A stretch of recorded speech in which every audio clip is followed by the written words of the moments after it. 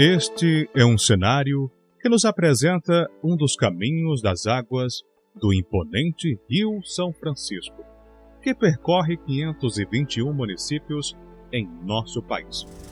No decorrer deste capítulo, iremos navegar nessa narrativa, que irá contar a história de um dos trajetos do período colonial e expansão do Brasil.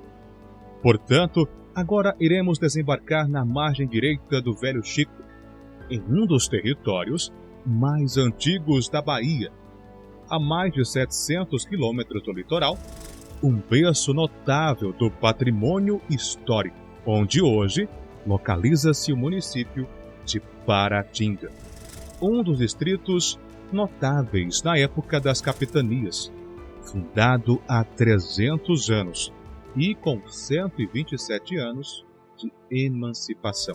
E em seu nome carrega uma herança indígena, uma adaptação do idioma nativo.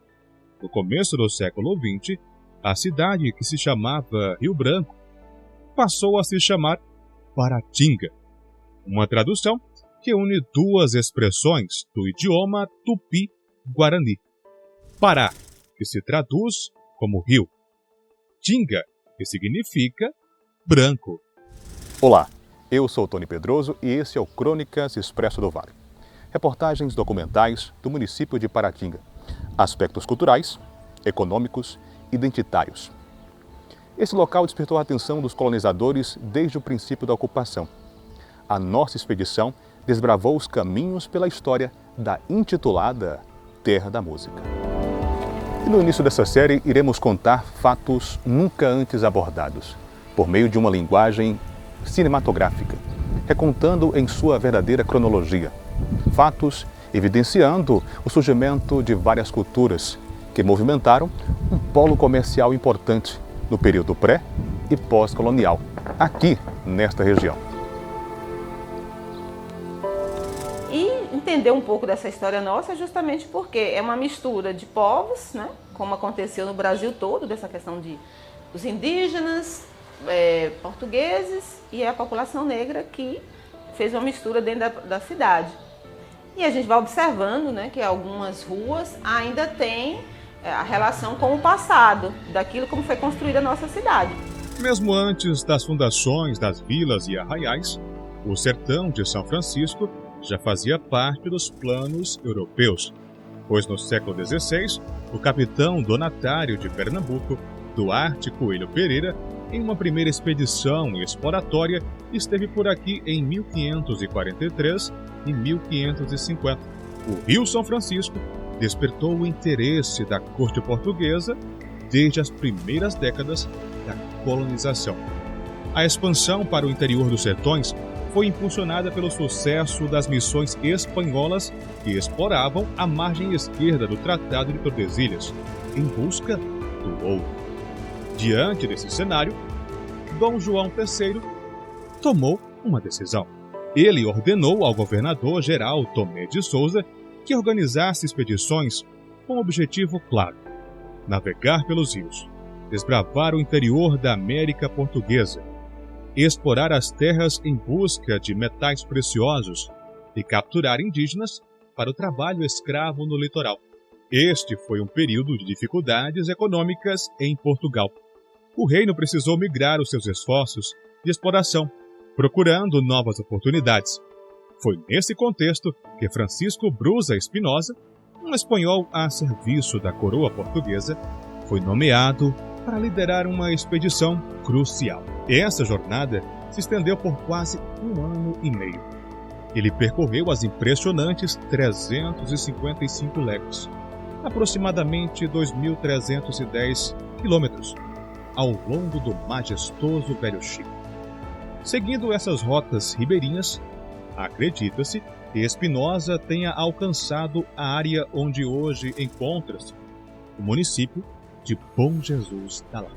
Agora, o Expresso do Vale revela um enredo de invasão, narrando fatos e etapas do enfrentamento que resultou no extermínio de povos indígenas das mais diferentes culturas, que foram silenciadas ao tentarem resistir ao avanço da colonização para o interior das províncias. O começo, meio e fim desses embates nos ajudarão a entender o povoamento do Vale do São Francisco. E essas entradas pioneiras foram chamadas de bandeiras. No sertão brasileiro, vieram bandeirantes de diversas capitanias do Brasil.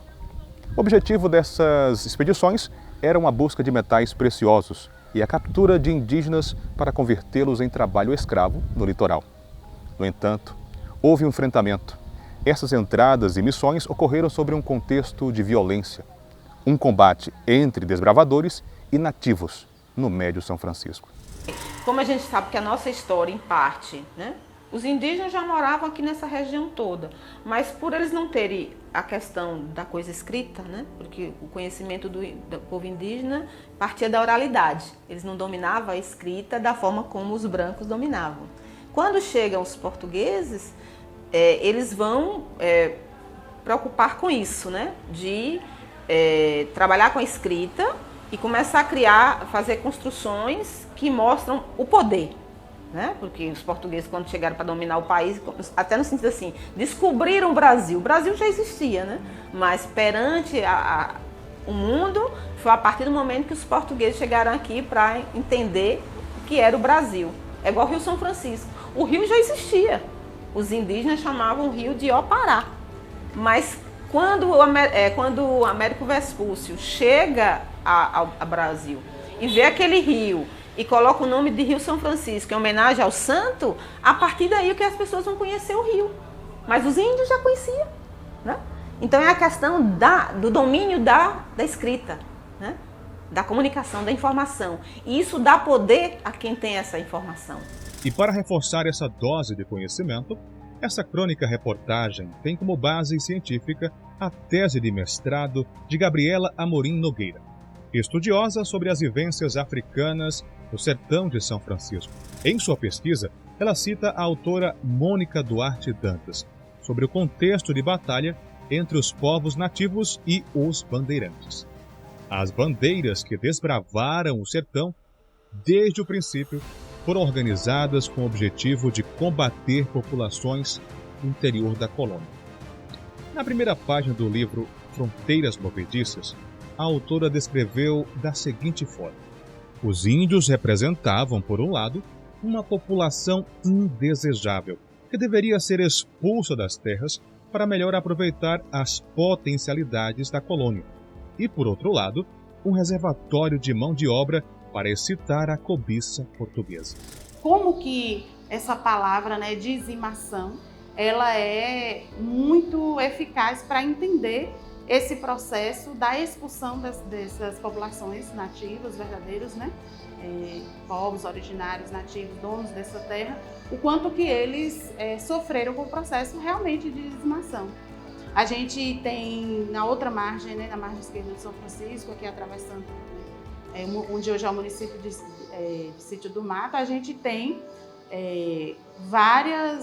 o encontro de várias peças arqueológica de populações que viveram, né, nesse contexto, e também temos muitas ossadas, um encontro de muitas ossadas, como se uma grande quantidade, assim, bastante significativa, que, né, provavelmente com as pesquisas vão trazer novas informações sobre esse processo da dizimação, que era, sem dúvida, que foi, sem dúvida nenhuma, uma das estratégias para dominar e ocupar essas terras. Nesta região e também na região do Vale do São Francisco viviam os tapuias, que habitavam o interior do Brasil. Durante o período de exploração, eles foram forçados a migrar para o sertão, após serem expulsos do litoral pelos tupis, em uma disputa territorial. No decorrer deste capítulo, utilizaremos os termos de povos originários ou nativos para nos referir aos indígenas, uma definição mais adequada para aqueles que já habitavam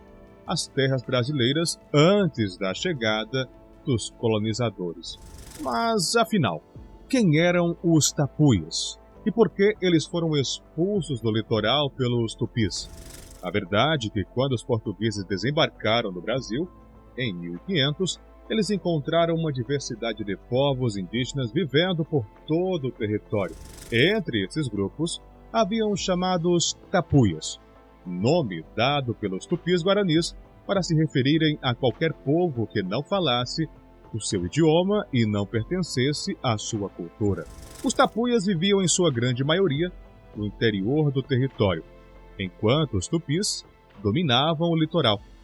Os grupos do interior da colônia disputavam territórios com grupos da costa brasileira, que resistiam ao avanço para dentro de suas propriedades. A gente tem uma variedade, e as pesquisas recentes que nós temos na região, ela dá conta justamente de identificar outras etnias, né? Nós temos aí uma historiografia da Bahia inovadora nas pesquisas sobre as populações indígenas, e é claro que tapuias era apenas uma etnia, né?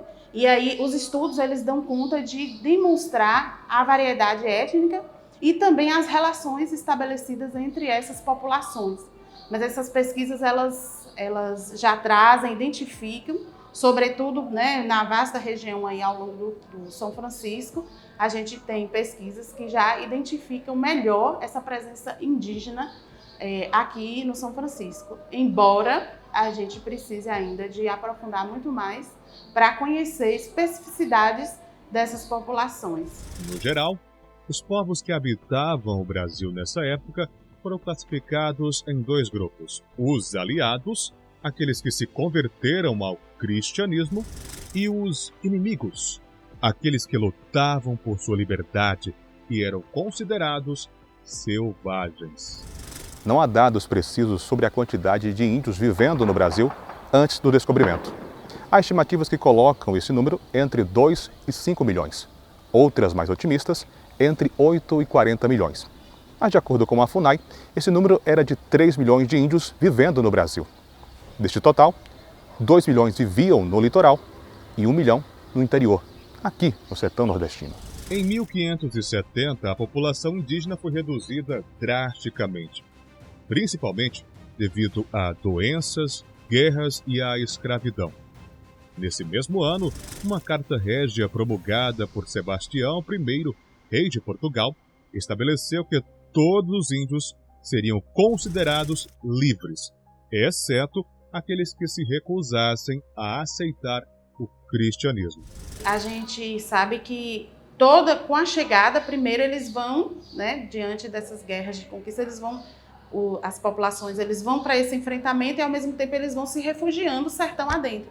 Então essas populações, né, elas vão chegar justamente a partir dessas invasões, né, da invasão portuguesa e das caças aos indígenas, né, das práticas de controle, de dominar essas populações indígenas. Então isso vai ser uma forma de resistência, né? O adentrar os sertões dessas várias, e especificamente falando dos tapuias, vão ser justamente consequência do avanço também do processo colonizador. Então, é um processo de resistência da população indígena, essa necessidade de adentrar sertão adentro. Mas, como eu disse, pesquisas, né, já dão conta de demonstrar outras etnias que também já habitavam muito anteriormente à chegada dos portugueses aqui nessa região de São Francisco. Entre 1500 e até a data de emissão da Carta Régia, houve uma dizimação da população indígena, em especial os que habitavam o litoral, que caiu para 200 mil habitantes, enquanto no interior do país manteve cerca de 1 milhão de nativos. Nas etapas de desbravamento dos sertões, havia um conflito de objetivos. De um lado, os padres jesuítas, que buscavam educar os índios aos moldes portugueses e catequizá-los. Do outro lado, os bandeirantes, que caçavam os índios para o trabalho escravo. De acordo com Mônica Dantas, não havia um conflito de interesses entre bandeirantes e padres.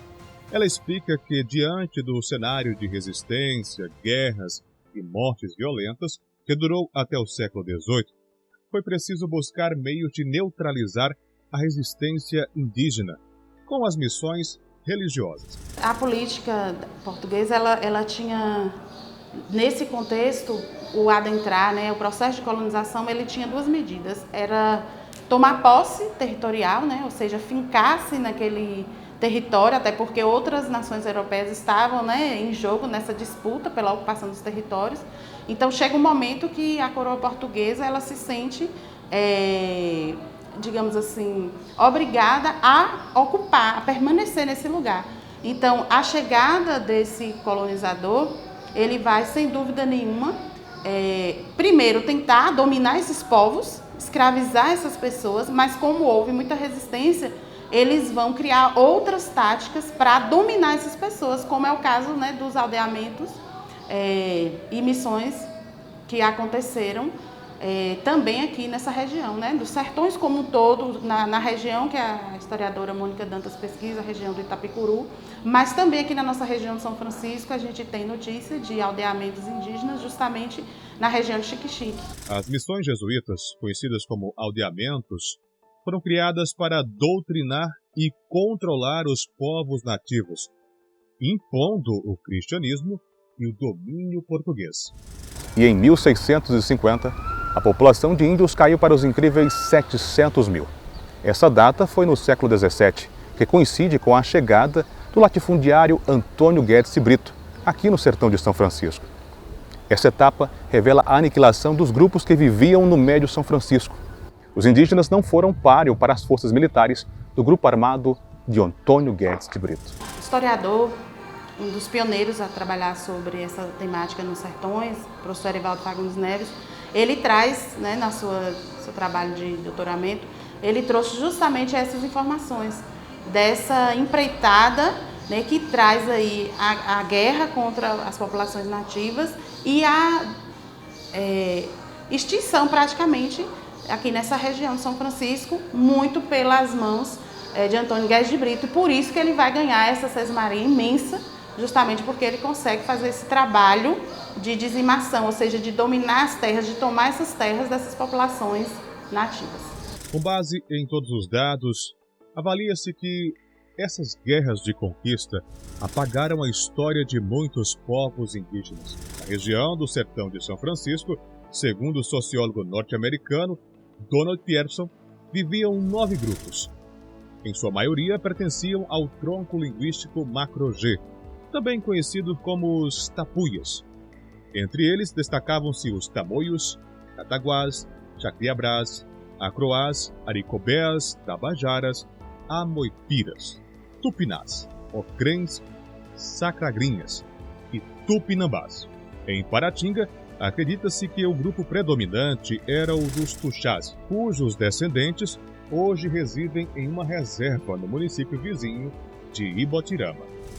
Nós já fizemos algumas vezes algumas buscas, né, para saber, porque diz as histórias de alguns livros que aqui tinha os índios moazes, mocoazes, né, alguns que vieram também dos tupis. Mas assim, tem um livro de Capistrano de Abreu que ele cita, tanto que no meu curso de História ele foi citado. E ali também fala, né, desses indígenas que moravam aqui na região. Mas assim, ainda não tem esse trabalho feito nas escolas. É por isso que eu digo que a questão da cultura de Paratinga, que eu comento sempre com alguns colegas meus, é a questão assim, dentro da educação, dentro das escolas, deveria ter um trabalho melhor para ser feito, para preservar essa história de uma forma mais contundente. Não é ficar só no mês de junho. Né? Mês de junho, aniversário da cidade, aí vamos buscar a história de Paratinga. Não, gente, essa história é o ano todo. Por isso que eu digo que se tivesse um museu, talvez esse cuidado com a história seria todos os dias. Porque você tinha um espaço para os alunos, né, ir ler, ver os documentos, como deveria todas as escolas ter uma biblioteca, com todas essas fontes, né? Com a extinção de grande parte dos grupos indígenas no Vale do São Francisco, surgiram os primeiros currais de gado na região. Foi então no século XVI que a pecuária pôde então tomar impulso. Foi uma abertura para os caminhos sertanejos, as vias de comércio e as primeiras habitações ribeirinhas aqui no Vale Franciscano.